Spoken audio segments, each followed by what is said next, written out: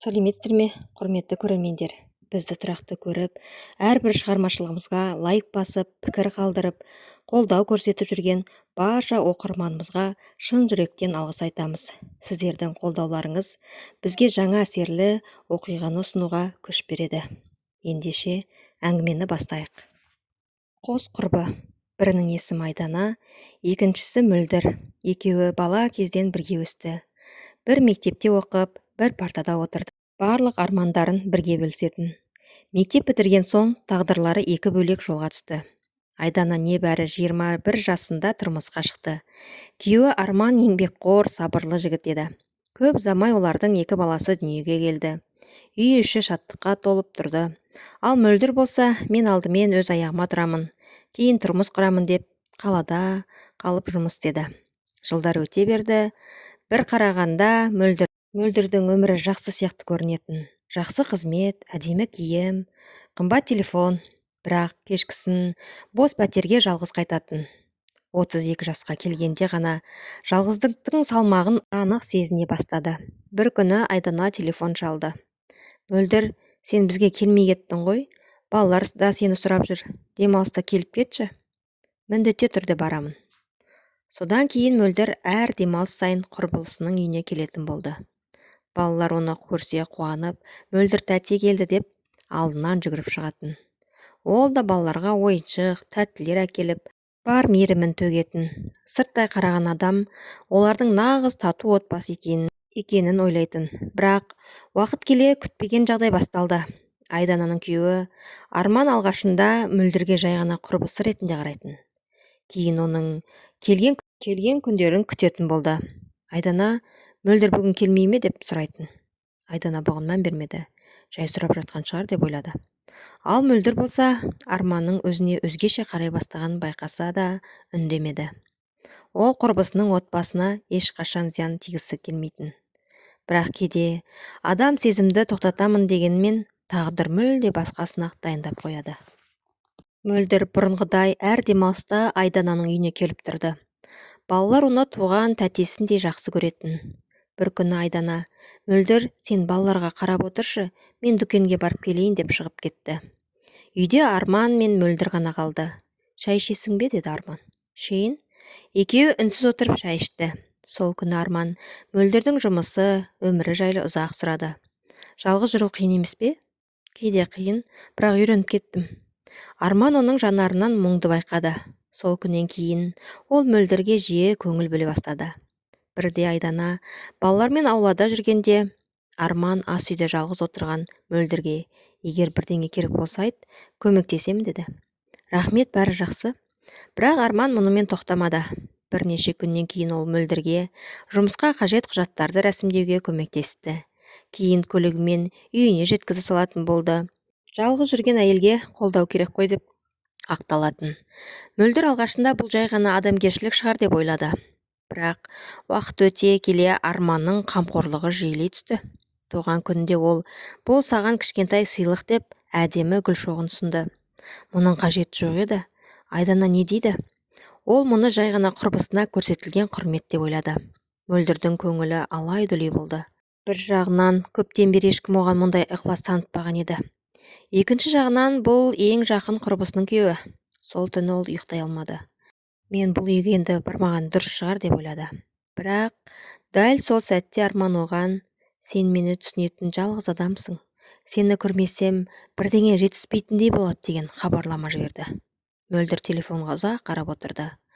Жауап жаза ма, әлде бұл әңгімені осы жерден тоқтата ма? Ол әлі шешім қабылдай алмады. Мөлдір алғашында өзін тоқтатуға тырысты. Бірақ Арман күн өткен сайын оған бұрынғыдан да көп көңіл бөле бастады. Таңертең, қайырлы таң, жұмысың сәтті өтсін деп хабарлама жіберетін. Кешке үйге жет, аман есен жеттің бе деп міндетті түрде сұрайтын. Бір күні Арман, сен жалғыз жүргеніңді ойласам, жаным ашиды. Сен де бақытты болуға лайықсың деді. Бұл сөздер Мөлдірдің жүрегіне жетті. Осы уақытқа дейін ешкім оған мұндай жылы сөз айтпаған еді. Айдана болса ештеңеден күмәнданбады. Керісінше, Арман қандай қамқор, саған да бауырындай көмектесіп жүр деп күліп қоятын. Ал Мөлдір біртіндеп сол қамқорлыққа үйреніп қалды. Арман көлігімен алып кетеді. Кейде түске асқа шақырады, кейде қымбат сыйлықтар алып береді. Маған сыйлық керек емес дейтін мөлдір. Сен бұған лайықсың деп Арман қолына ұстата салатын. Уақыт өте келе мөлдірдің көзі байланып қалды. Ол бұл әрекеттің дұрыс емес екенін түсінсе де, Арманның жылы сөзі мен қамқорлығынан алыстай алмады. Айдананың үйіне бұрынғыдан да жиі баратын болды. Балалар да оны ерекше жақсы көретін. Бір күн Айдана: сен бар кезде үйіміз ерекше көңілді болып кетеді. Сен бізге туған адамдай болып кеттің, деді. Бұл сөзді естігенде мөлдірдің жүрегі шым етті. Бірақ сол сәтте Арман оған да білдіртпей қарап жымиып қойды. Мөлдір үнсіз төмен қарады. Ол енді өз сезіміне қарсы тұра алмай бара жатқанын сезді. Бірақ бұл құпияның ұзаққа созылмайтынын ол әлі білмейтін. Уақыт өте берді. Айдана 3-ші баласын дүниеге әкелгеннен кейін үй шаруасы тіпті көбейіп кетті. 3 баланың күтімі, ұйқысыз түндер, күнделікті тіршілік, өз-өзіне қарауға да уақыт қалмайтын. Бір күні ол айнаға ұзақ қарап тұрып, 3 баламен шектелемін деген едім. Бірақ Арман өте сымбатты жігіт. Ертең басқа елге көңілі ауып кетсеші? Жоқ. Тағы бір сәби сүйсек, отбасымыз бұрынғыдан да берік болады деп ойлады. Көп ұзамай Айдана 4-ші сәбиіне жүкті болды. Арман ауылдағы жігіттердің ішіндегі ең сымбаттыларының бірі еді. Бойы ұзын, кең иықты, спортпен айналысатындықтан дене бітімі жинақы болатын. Қою қара шашы мен қоңыр жанары оған ерекше келбет беретін. Қайда барса да адамдар оның сыпайылығына, сабырлы мінезіне риза болатын. 4-ші баласы дүниеге келгеннен кейін Айдана бар уақытын нәрестеге арнады. Ал Арман өзін бұрынғыдан да жалғыз сезіне бастады. Сол кезде мөлдір үйге бұрынғыдай жиі келіп тұратын. Балаларды ойнатып, Айданаға көмектесіп, ас әзірлеп беретін. Арман оның мейірімділігіне барған сайын тәнті болды. Бір күні балалар ұйықтап қалған кезде Арман: мөлдір, сен осы үйдің бір мүшесіндей болып кеттің. Сен келгенде үйдің іші ерекше жылып кетеді, деді. Мөлдір ұялып күлімсіреді. Айдана менің ең жақын құрбым ғой? Иә, бірақ мен сені күн өткен сайын басқаша көре бастадым. Бұл сөзден кейін бөлмені үнсіздік басты. Мөлдір не айтарын білмей төмен қарады. Ол мұның дұрыс емес екенін түсінеді. Бірақ жүрегі бұрынғыдай қарсыласа алмай бара жатты. Айдана 4-ші сәбимен үйде отырған кезде Арманның қалаға жұмысы жиілей бастады. Бір күні ол Мөлдірге хабарласты. Мөлдір, бүгін қалаға шаруамен келдім. Егер уақытың болса, бір кофе ішіп біраз сөйлесейік. Мөлдір біраз ойланып барып келісті. Алғашқы кездесуде екеуі тек әңгімелесті. Арман жұмысын, өмірін айтып, Мөлдір болса өзінің жалғыздыққа үйреніп кеткенін жеткізді. Кейін мұндай кездесулер жиілей бастады. Арман: достарыммен кездесуге барамын, жалғыз барғым келмейді. Сен де бірге жүрші, деп өтінетін. Мөлдір алғашында жоқ, дұрыс болмайды деп бас тартатын. Бірақ Арман қайта-қайта қолға салған соң ақыры келісе бастады. Арман оны достарымен таныстырды. Бұл Мөлдір ескі танысымыз, жақсы адам деп таныстыратын. Достар еш күмәнданбады. Күндер өте келе Арман мен Мөлдір қалада бірге көп уақыт өткізетін болды. Жұмыстан кейін сабақ-аяқтарды аралап, дәмханаларға барып, қаланың көрікті жерлерін тамашалайтын. Арман: осындай сәттерде өзімді еркін сезінемін.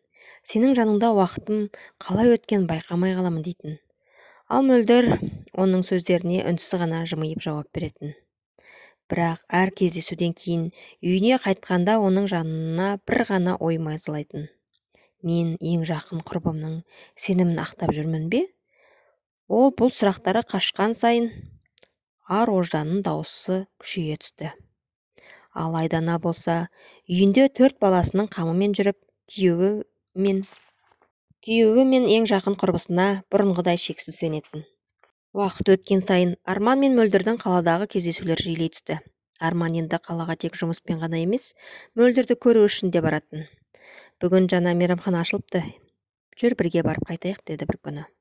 Мөлдір алғашында жоқ, Айдана біліп қалса ше деп алаңдады. Ол сенің қалада жүргеніңді біледі ғой, ештеңеден күмәнданбайды, деді Арман. Оны тыныштандырды. Мөлдір үнсіз келісті. Сол күннен бастап екеуі қаланың көрікті жерлерін аралап, өзен жағасында серуендеп, ұзақ әңгімелесетін болды. Арман оған қымбат сыйлықтар ұсынуға тырысатын. Мұның бәрі артық қой дейтін мөлдір. Сен бақытты болуға лайықтысың деп Арман күлімсірейтін. Күн сайын жазысу әдетке айналды. Таңертең бірінші болып Арман хабарласатын. Кешке соңғы болып қайырлы түн тілейтін де сол еді.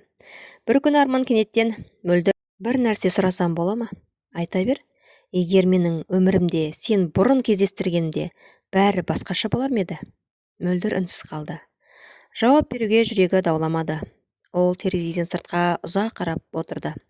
Жан дүниесінде екі түрлі сезім арпалысып жатты. Бір жағында көп жылдардан бері іздеген жылулық, екінші жағында өзіне туғандай болған құрбысының сенімі. Сол түні мөлдір ұйықтай алмады. Ал дәл сол сәтте ауылдағы Айдана 4 баласын ұйықтатып отырып, осындай бақытты отбасыма шүкір, мөлдір сияқты адал құрбым барына да қуанамын деп күлімсіреді. Ол өзіне ең жақын екі адамның жүрегінде құпия пайда болғанын мүлде сезбеген еді. Ал тағдыр бұл құпияның мәңгі жасырын қалмайтынын баяу ғана жақындатып келе жатқан. 4-ші баласын дүниеге әкелгеннен кейін Айдананың өмірі түгелдей балаларының айналасында өтті. 4 баланың күтімі, үйдің шаруасы, тамақ әзірлеу, кір жуу, күні қалай өткенін де өзі де байқамай қалатын. Бұрын сәнденіп, шашын реттеп, күйеуін күлімдеп қарсы алатын Айдана енді соған уақыт таба алмайтын. Кейде Арман жұмыстан келгенде Айдана нәрестені құшағына алып, әбден шаршап отырған күйі қарсы алатын. Келдің бе? Тамағыңа сүйді. Өзім кішкентайымды ұйықтатайыншы дейтін. Арман ештеңе демейтін, бірақ оның көңілінде бір бос кеңістік пайда бола бастады. Айдананың да бұрынғы нәзіктігі өзгерген еді. Шаршағандықтан ашуланшақ болып кеткен. Кейде Арман сөз бастаса: қазір мазаламашы, басым ауырып тұр деп қысқа жауап қайтаратын. Кейде күндері кешке дейін үй киіммен жүретін. Айнаға қарауға да мұршасы болмайтын. Бір күні көршісі: Айдана, өзіңді қарашы, жастығың кетпей тұрғанда күтінуген дұрыс қой дегенде, Айдана күліп: қазір оған уақыт қайда, балаларымды өсіріп алайын, кейін бәрін үлгеремін деп жауап береді. Ол көңілінде не болып жатқанын байқамады. Арман болса үйге келген сайын үнсіздікке үйреніп бара жатты. Ал қалада оны жылы жүзбен қарсы алып, әңгімесін тыңдайтын мөлдір бар еді. Екі түрлі өмір, екі түрлі көңіл, бірақ олардың ешқайсысы бұл жолдың соңы ауыр өкінішке апаратын әлі білмейтін. Айдана 4-ші сәбиін дүниеге әкелген соң іштей бір үмітпен жүрді. Балаларымыз көп болса, Арман ешқайда кетпейді. Өз шаңырағын балалардың қиып кету оңай емес. Балаларының қызығын бірге көреміз. Осындай үлкен отбасын тастап кетеді деп ойламаймын деп өзін жұбататын. Кейде құрбылары: 4 бала оңай емес, шаршап жүрген шығарсың деп сұраса, Айдана күлімсіреп: шаршаймын әрине, бірақ бала Алланың сыйы, оның үстіне балалары көп, ер адам отбасын бәрінен жоғары қоя деп сенемін дейтін. Ол күйеуіне деген сенімін ешқашан жоғалтқан жоқ. Арман кешігіп келсе де, жұмысы көбейген шығар, балалардың қамы үшін жүріп жүр ғой деп ақтап алатын.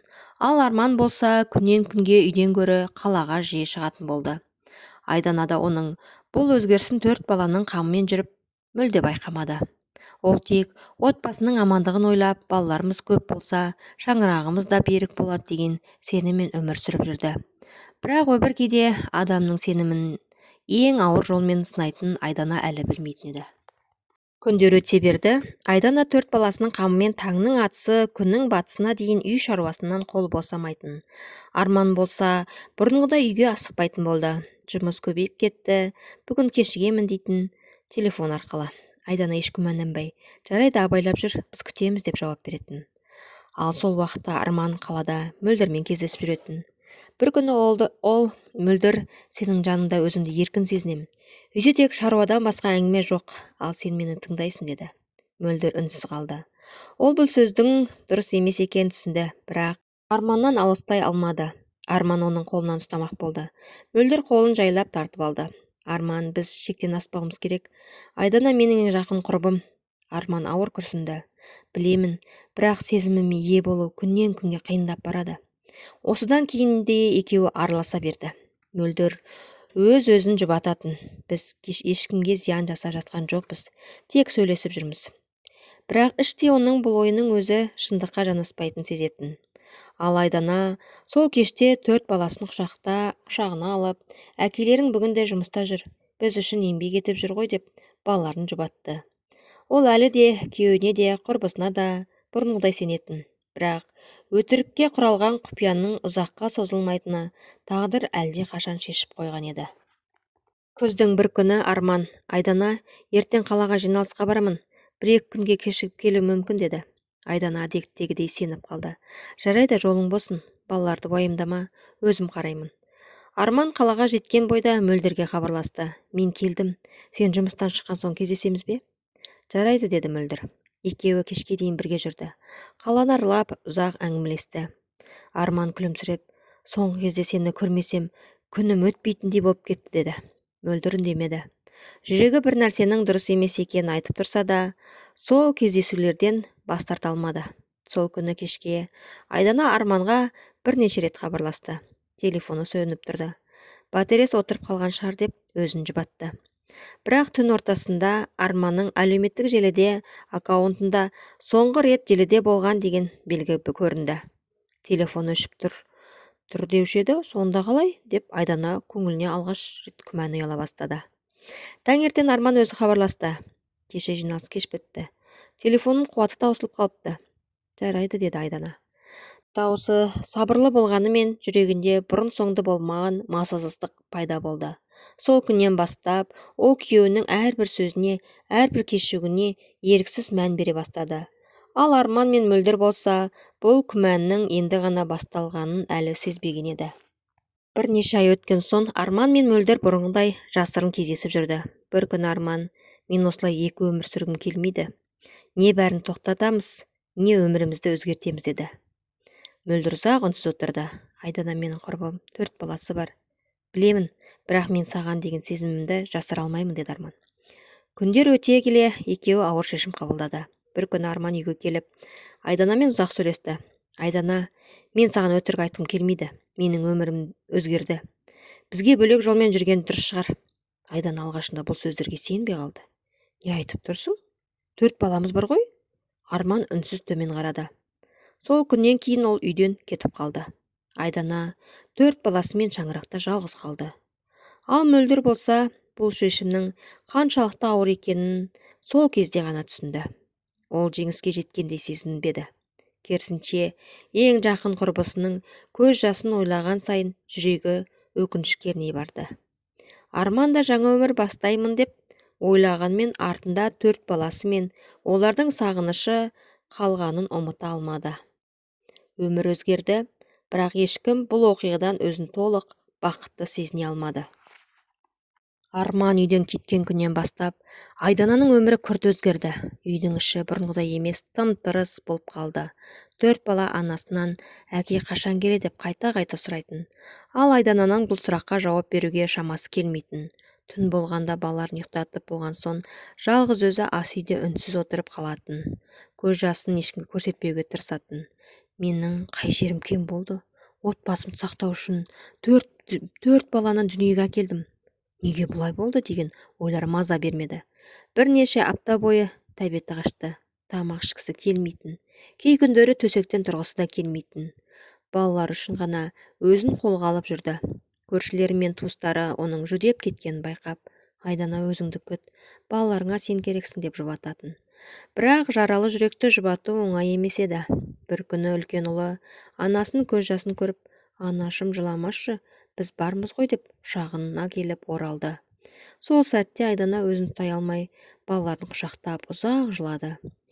Ол өмірінің ең ауыр кезеңінен өтіп жатқанын сезді. Бірақ дәл осы сәтте оның ішінде кішкентай ғана үміт пайда болды. Мен құласам, балаларыма не болады? Жоқ, олар үшін өмір сүруім керек. Сол ой оның қайтадан аяққа тұруына алғашқы себеп болды. Бірнеше апта өткен соң Айдана ауыр шешім қабылдады. Ол 4 баласын ертіп Арман тұрған пәтердің алдына келді. Есікті Арман ашты. Айдананың жанарында бұрынғы мұң жоқ еді. Оның орнына салқын сабыр басқан. Балаларды алып келдім, деді ол. Арман аң-таң болып. Не дегенің? Бұлар екеуміздің балаларымыз. Осы уақытқа дейін бар жауапкершілікті мен көтердім. Енді сен де әке ретінде өз жауапкершілігіңді сезін. Сол сәтте іштен мөлдір шықты. Ол Айданамен көз түйістіре алмай төмен қарады. Айдана оған қарап, мөлдір, сен менің құрбым едің. Енді осы таңдауыңды өзің жасадың. Егер бірге өмір сүреміз деген шешім қабылдасаңдар, онда осы 4 баланың да жауапкершілігін бірге көтеріңдер. Арман абдырап, Айдана бұлай істеме? Айдана оның сөзін бөліп жіберді. Жоқ, Арман, неге барлық ауыртпалық мен ғана көтерім керек? Бұл балаларды екеумізге дүниеге әкелдік. Сондықтан жауапкершілік тек екеумізге бірдей. Ол балаларды құшақтап сүйді. Анашым жақын арада сендерге хабарласады. Әкелеріңнің жанында болыңдар. Балалардың көзіне жас ыршып кетті. Айдана әрең шыдап тұрды. Ол бұрылып кетіп бара жатқанда мөлдірдің дауысы естілді. Айдана, кешірші. Айдана тоқтамады. Кейбір кешірімдер бәрін қалпына келтіре алмайды. Сол күні Айдана шетелге жұмыс істеуге кетуге бел буды. Ол өз өмірін қайтадан бастауға, аяққа тұруға бел буды. Ал Арман мен мөлдір алғаш рет өз таңдауларының шын салмағын сезіне бастады. 4 баланың тағдыры енді олардың күнделікті өмірінің ажырамас бөлігіне айналды. Айдана Англияға 6 айлық жұмыс келісімшартпен кетіп қалады. Кетерінде балаларын құшақтап, анашым сендер үшін кетіп барады. Күшті болып өсіңдер, мен міндетті түрде ораламын деп қоштасты. Ал Арман мен мөлдір 4 балаға қараудың қаншалықты қиын екенін күн сайын сезіне бастады. Таңертең балаларды балабақша мен мектепке дайындау, кешке сабақтарын қарау, тамақ әзірлеу, үй жинау. 4 баланың әрқайсының мінезі әртүрлі. Бір күні кішкентай ауырып қалды. Арман жұмыстан сұранып ауруханаға апаруға мәжбүр болды. Кешке үйге шаршап келгенде мөлдір, мен де күні бойы балалармен әуре болдым, үйдің тірлігі бітпейді екен деді. Арман қабағын түйіп, сен де түсінуің керек қой, мен жалғыз жұмыс істеп ақша тауып жүрмін. Ал мен не істеп жүрмін? Күні бойы 4 бала қарап үйдің бәрін жасап отырмын. Екеуінің арасында алғаш рет үлкен сөз таласы болды. Арман ашуланып, бұрын бәрі оңай сияқты көрінетін. Мөлдір де ренішін жасыра алмады. Айдананың бәріне қалай үлгерген еді? Енді ғана түсініп жатырмын. Үйдің ішінде үнсіздік орнады. Бір кезде Арман терең күрсініп, біз бір кезде бақытты өмір елестеткен едік, бірақ шынайы өмір мүлде басқаша екен. Мөлдір терезеге қарап үнсіз қалды. Ол алғаш рет құрбысының күн сайын қандай ауыр жауапкершілік көтергенін жан тәнімен сезді. Ал алыста Англияда жүрген Айдана болса, балаларын сағынып, әр кеш сайын олардың суретіне қарап, көз жасын сүртетін. Ол 6 айдан кейін елге оралғанда, өзін қандай өмір күтіп тұрғанын әлі білмейтін. Арада 2 ай өтті. Мөлдірдің шыдамы күннен күнге таусыла бастады. Таңның атқаннан кештің батқанға дейін 4 баланың күтімі, үйдің шаруасы, үздіксіз жауапкершілік. Бұрын өзі елестеткен өмір мөлдір басқаша еді. Бір күні Арман жұмыстан кеш келді. Мөлдір ашуын жасыра алмай, мен енді бұлай өмір сүре алмаймын. Күні бойы балалардың үйдің тірлігі, мен мұндай өмірді қаламадым деп. Арман таңырқап, олар менің ғана емес, біздің де жауапкершілігім емес пе? Жоқ, мен бұған дайын болмадым.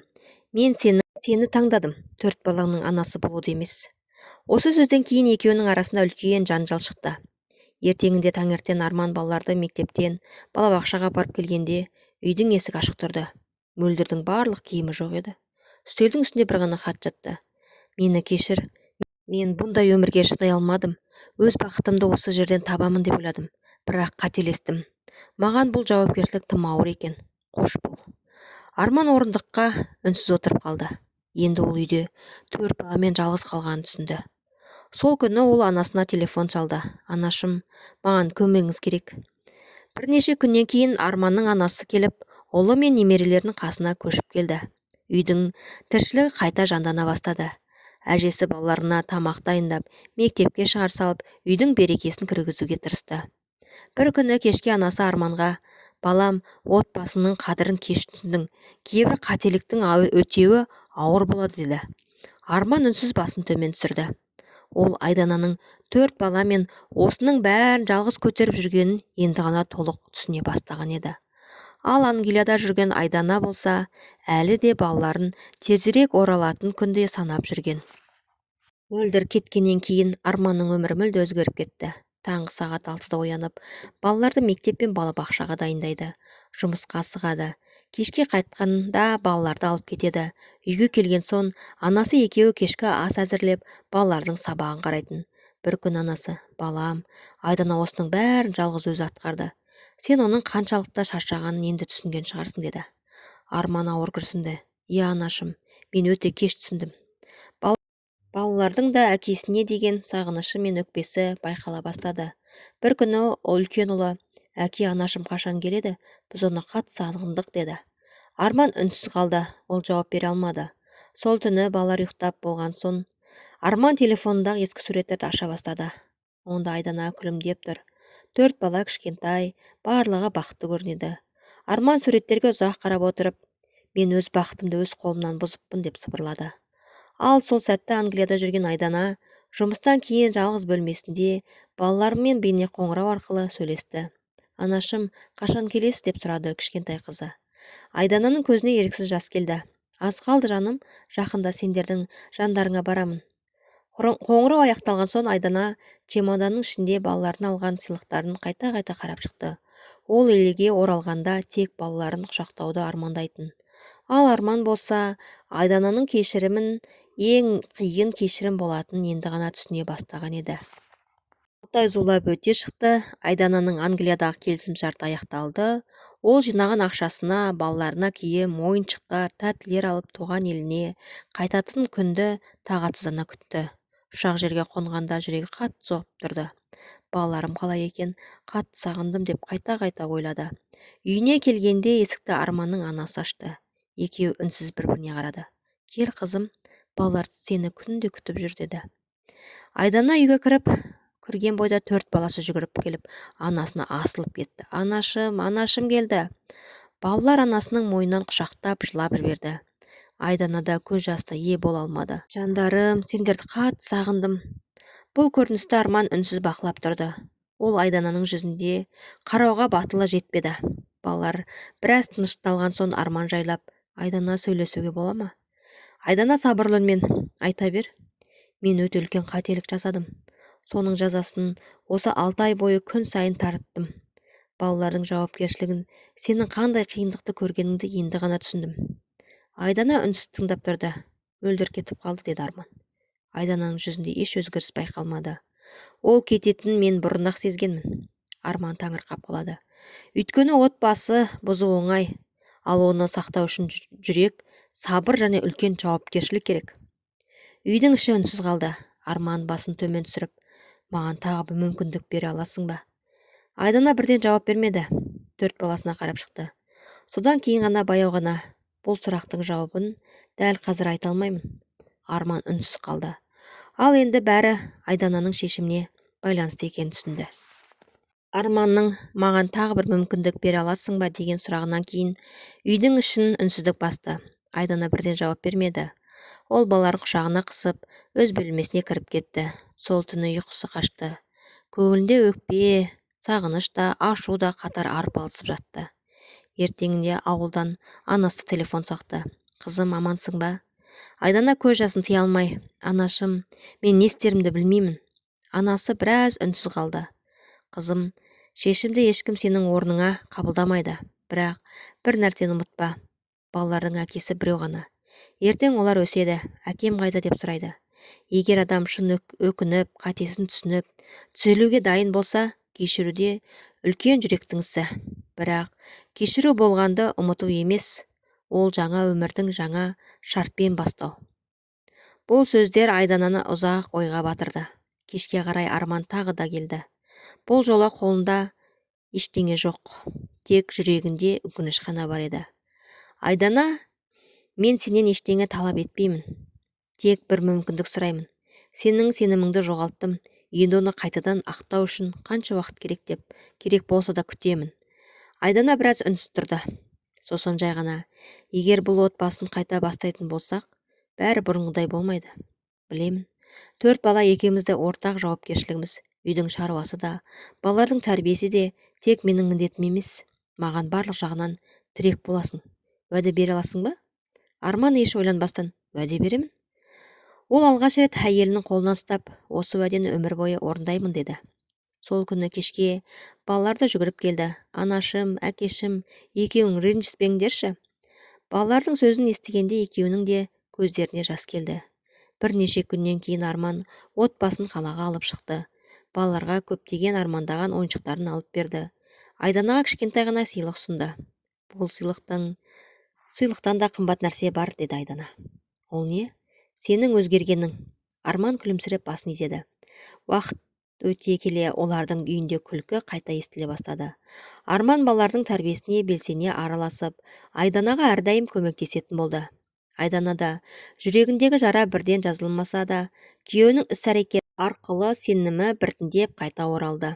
Өйткені отбасы тек махаббаттан емес, күн сайынғы қамқорлық, адалдық пен жауапкершілікпен сақталатын, екеуі де кеш түсінді. Құрметті көрермен, бұл оқиғаны сіз қандай сабақ алдыңыз? Осындай жағдайда Айдананың кешірімін дұрыс шешім деп санайсыз ба? Әлде сіз басқаша таңдау жасар ма едіңіз? Ойыңызды пікірге жазыңыз.